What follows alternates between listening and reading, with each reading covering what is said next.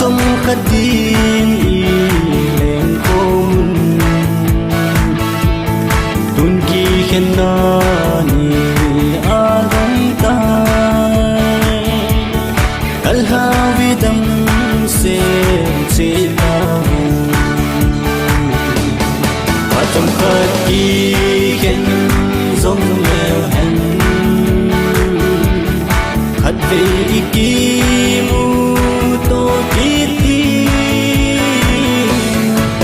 tin ấy chính chính hen ikimu to ki ka se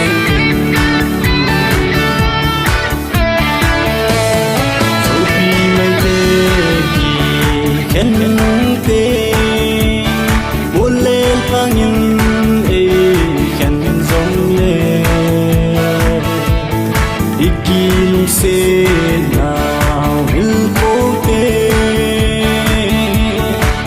si sing va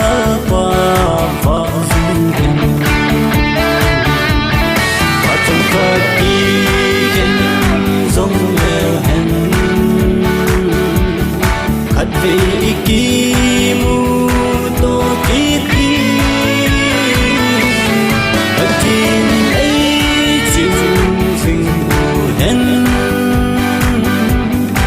kỳ mu to kỳ ka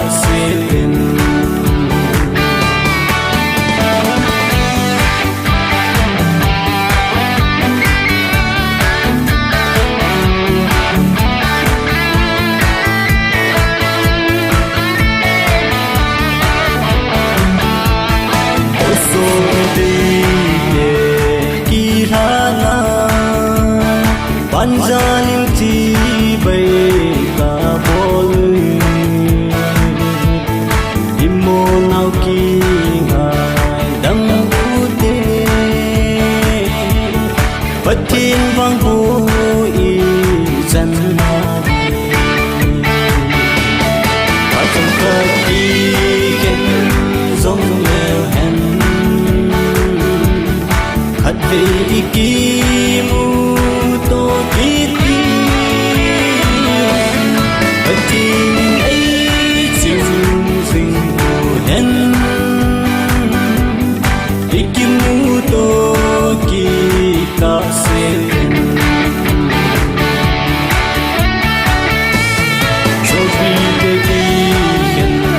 zong leo hen ai luôn nan ai